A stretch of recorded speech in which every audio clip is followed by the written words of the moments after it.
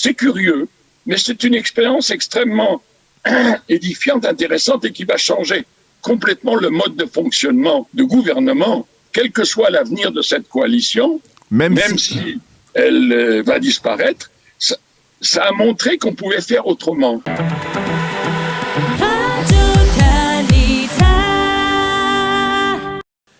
Yochanan Manor, bonjour, Boker Tov. Bokero. Merci d'être avec nous ce matin. On a beaucoup de sujets à débattre avec vous. Vous êtes, on va dire, géopolitologue pour élargir le zoom, on va dire, autour de vos capacités, de vos compétences pour nous expliquer la situation. Et je voudrais que l'on commence. On va parler de politique intérieure dans quelques instants, mais je voudrais que l'on commence par ce qui se passe en Syrie avec ce bombardement, ce raid aérien israélien contre l'aéroport international de Damas dans la nuit de jeudi à vendredi, qui a considérablement endommagé l'aéroport, qui est fermé, comme je le disais à l'instant.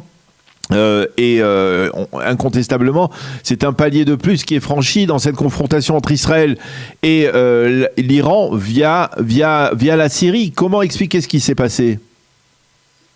Je ne pense pas que ce soit un palier qui soit franchi. Je pense simplement que Israël, si c'est Israël qui est derrière ça, réagit à des initiatives inadmissibles de la part de l'Iran et de ses suppôts en Syrie.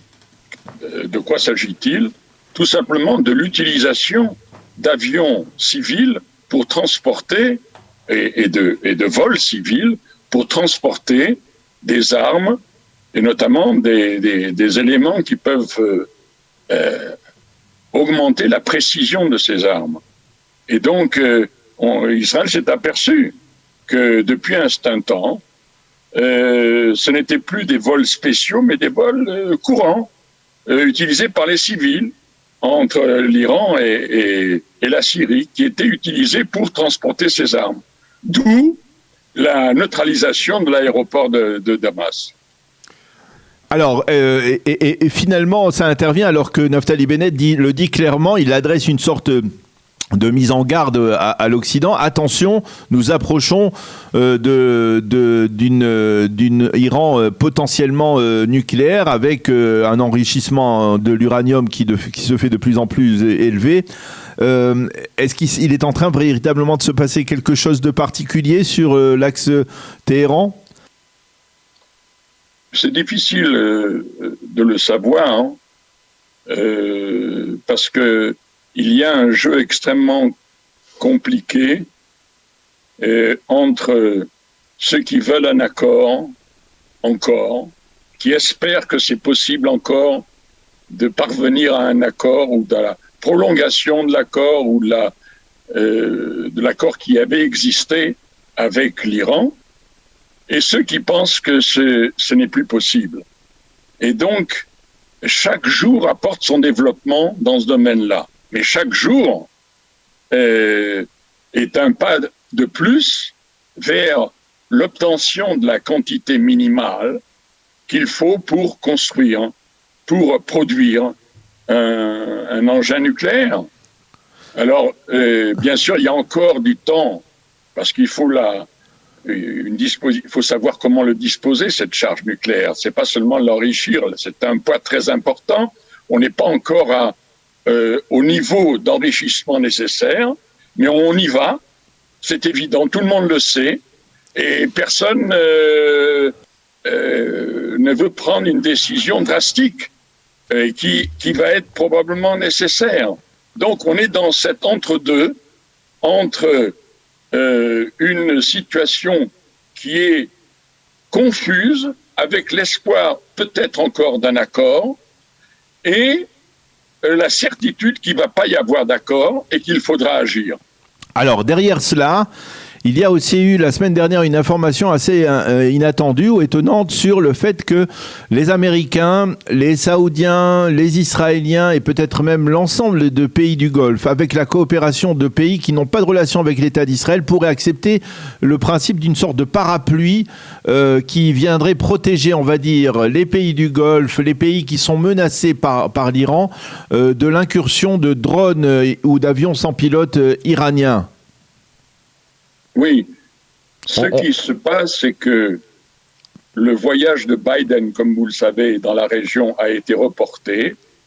Et l'une des raisons de ce report, c'est la négociation d'un accord cadre de défense, de neutralisation ou de surveillance des mouvements aériens, notamment d'appareils portant des charges qui peuvent, comme ça a été le cas contre l'Arabie saoudite, qui peuvent faire des destructions très importantes. Donc, ce système de surveillance, semble-t-il, il y a un accord qu'on négocie pour le mettre en place et pour l'annoncer lors de la visite de Biden. Alors évidemment, ça concerne pratiquement tous les pays arabes de la région. Y compris l'Irak, par exemple. Y compris l'Irak, et bien sûr les pays du Golfe, les autres pays du Golfe, qui sont en première ligne. Et ce qui permettrait à Israël également d'être averti au plus tôt par cela, par de tels mouvements. Mais donc, la mise en place en parallèle d'une capacité de neutralisation de ces mouvements s'ils s'avéraient menaçants. Donc c'est un développement important parce que c'est un dispositif en commun d'Israël et des pays de la région contre la menace iranienne avec l'appui américain. C'est une technologie dont dispose l'État d'Israël en particulier ou c'est une technologie américaine? Pas seulement. Il s'agit de radars performants de nouvelle génération, mais qui permettent de donner suffisamment de temps pour repérer et agir. Et donc, ça pourrait être une sorte de développement, d'élargissement de ce que l'on a appelé les accords d'Abraham, à votre avis, c'est-à-dire de prouver que ces accords ne sont pas, peuvent être élargis à toute forme de menace? Là, vous allez trop loin. Les accords d'Abraham ne concernaient pas directement le domaine de la sécurité. Mais il y a eu des accords de sécurité avec différents pays du Golfe. Et là, il s'agirait d'un accord d'ensemble qui couvrerait l'ensemble de la région. Donc, c'est dans la foulée des accords d'Abraham, mais ça va bien au-delà. Ça va bien au-delà. Alors, je voudrais, Yochanan, que l'on puisse revenir avec vous sur l'actualité politique. C'est beaucoup d'incertitudes au sein de la classe politique, au sein de la coalition gouvernementale. Il y a de multiples informations, parfois contradictoires, qui circulent. Faut-il forcer les deux députés rebelles de la gauche, c'est-à-dire Zohabi et Mazen Ghanem, à démissionner pour permettre à leurs suivants dans la Knesset de rentrer et de stabiliser ainsi la coalition? Faut-il essayer de maintenir, de tirer à bout de bras Nir Orbar, de l'empêcher de quitter le parti Yamina vers le Likoud? Est-ce que vous, comme la plupart des observateurs, vous pensez que c'en est fait de la coalition, c'est terminé, que la coalition n'a que quelques semaines, dans le meilleur des cas, à survivre et qu'on se dirige irrémédiablement vers des élections? Écoutez, vous savez que être devin, oui. À qui a été donnée la prophétie. Bon, en tous les cas, ce n'est pas la mienne. Ce que je peux simplement dire, c'est que on a toujours prédit que cette coalition ne tiendrait pas. Or, ça fait 1 an qu'elle tient. Alors, est-ce qu'elle va tenir? Évidemment, il y a l'opposition fait tout son possible, enfin une partie de l'opposition, pour arriver à déstabiliser et à mettre fin à cette coalition, évidemment. Mais il n'empêche que cette coalition hétérogène, hétéroclite, antagoniste, elle a réussi à tenir. C'est un fait. Et non seulement elle a réussi à tenir, mais elle a pris des décisions, elle a voté un budget, adopté des politiques dans différents domaines, au point que le journal Haaretz a fait un bilan très intéressant cette semaine pour essayer de voir est-ce que c'était un gouvernement finalement de droite ou de gauche. Alors, sur la plupart des sujets examinés, ça semble être un gouvernement de droite. Sur à peu près moins de la moitié, c'est plutôt de gauche, notamment en ce qui concerne en ce qui concerne le secteur arabe, la lutte contre la violence dans le secteur arabe, le développement du secteur arabe, ça c'est plutôt à gauche. Mais par exemple, en ce qui concerne le monde du Temple, ou ce qui concerne le rapport à Jérusalem, c'est plutôt à droite. Ou ce qui concerne le traitement de la bande de Gaza, c'est et de droite et de gauche. Pourquoi de gauche? Parce que le nombre des permis de travail donnés aux gens de Gaza a beaucoup augmenté. Mais par contre, on n'admet absolument plus même des ballons incendiaires. Oui. Alors, donc, c'est curieux, mais c'est une expérience extrêmement édifiante, intéressante et qui va changer complètement le mode de fonctionnement de gouvernement, parce que ça ne va pas être oublié, cela. Quel que soit l'avenir de cette coalition, même si elle va disparaître, ça a montré qu'on pouvait faire autrement. Mais pourtant, montré que ce n'est pas seulement en polarisant la société israélienne entre une soi-disant droite et une soi-disant gauche qu'on arrive à gouverner ou à tenir une coalition pour gouverner. Il y a d'autres manières de faire, et cette expérience d'un an montre qu'on peut faire autrement. Bien sûr, c'est pas simple. La société israélienne, cette coalition n'a pas changé la nature de la société israélienne, qui, comme vous le savez, est très fractionnée, et ça, c'est une donnée objective qu'aucun gouvernement de coalition ne peut changer. Il faut seulement faire avec. Or, elle a réussi à faire avec pendant au moins un an. Qu'est-ce qui sera l'avenir? Je ne sais pas. Et lorsque Nir Orbar dit tout cela, l'expérience a échoué, l'expérience en particulier avec le parti Raham, l'expérience d'introduire un parti arabe dans la coalition gouvernementale, à votre avis, elle a échoué effectivement, comme le dit Nir Orbar, ou au contraire, vous pouvez voir la moitié du verre plein et dire que finalement, il y a eu quand même une coopération? Je pense que Nir Orbar, d'abord, a eu un jugement différent suivant les époques. Oui.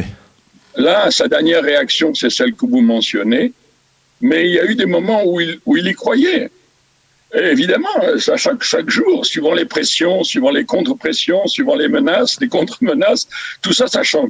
Objectivement parlant, il s'avère que ce parti arabe qui est membre de la coalition, il y a des problèmes de discipline de coalition, mais c'est pas seulement avec lui, c'est avec tous les autres il y a des problèmes de discipline. Avec Yamina en particulier. Donc ce n'est pas lié à la qualité c'est pas lié à l'identité du participant, c'est lié aux problèmes auxquels on doit faire face, aux lois qu'on doit faire adopter, aux sujets brûlants auxquels on doit faire face, aux pressions énormes, aux invectives auxquelles on doit faire face. C'est tout cela ensemble. Orbach, il pense aussi à son avenir.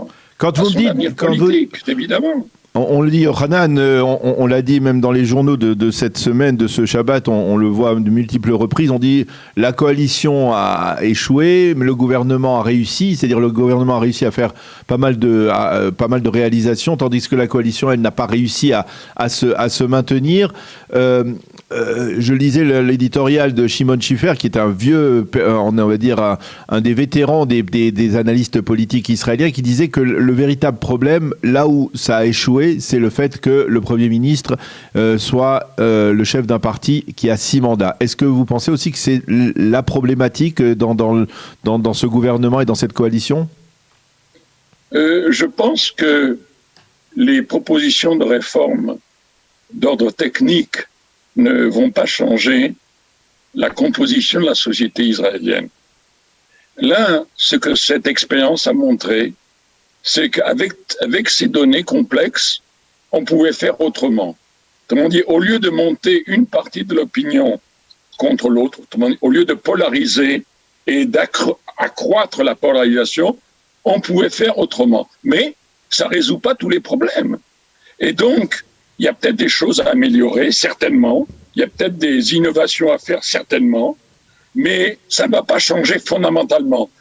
Dans l'état des choses, dans l'état actuel, cette coalition a montré qu'on pouvait faire autrement que de s'invectiver les uns contre les autres, de se quereller de manière... Mais Yohanan, vous êtes bien placé, vous avez l'expérience politique pour le savoir. Il y a déjà eu des expériences de gouvernement d'union nationale, il y a eu des expériences dans les années 80, même dans les années 90, il y a eu des tentatives des gouvernements avec, même sous Binyamin Netanyahou, il y a eu des gouvernements d'union nationale avec le parti travailliste. Finalement, ce qui change là, dans le cas précis, c'est que tout le monde savait qu'avec 61 mandats, eh bien, chacun devait se tenir tranquille. Et finalement, on voit qu'au bout du compte, à la Knesset, ça ne s'est pas véritablement passé comme on le pensait. Non, je pense que vous avez raison. Dans le passé, il y a eu des tentatives de gouvernement d'union nationale, mais ça, c'est pas exactement le cas. Là, il s'agit pas d'un gouvernement d'union nationale. Il s'agit d'un gouvernement qui regroupe des extrêmes qui se sont mis d'accord sur le fait de chasser Netanyahou. De traiter le bien commun qu'on peut traiter, de laisser tous les sujets problématiques de côté. Mais c'est pas possible. D'abord parce que l'opposition les réintroduit et parce qu'à l'intérieur de chaque élément de la coalition, certains, à un moment ou à un autre, ont des problèmes de conscience et les réintroduisent à leur tour en pensant à leur avenir ou à l'opinion qu'on a d'eux. Donc, ce n'est pas exactement l'expérience passée. C'est une nouvelle expérience qui est très intéressante, qui va marquer l'histoire d'Israël et qui va indiquer également qu'on peut, malgré toutes les difficultés, malgré les problèmes techniques, on peut aussi faire autrement. Eh bien, Yohanan Manor, merci beaucoup pour toutes ces explications. Merci de nous avoir éclairé tant sur le dossier sécuritaire avec ce qui se passe en Syrie autour de la menace iranienne et avec ce qui se passe au sein de la coalition gouvernementale aujourd'hui. Merci d'avoir été avec nous ce matin. Bonne journée. Shavua Tov. Shavua Tov, je vous remercie.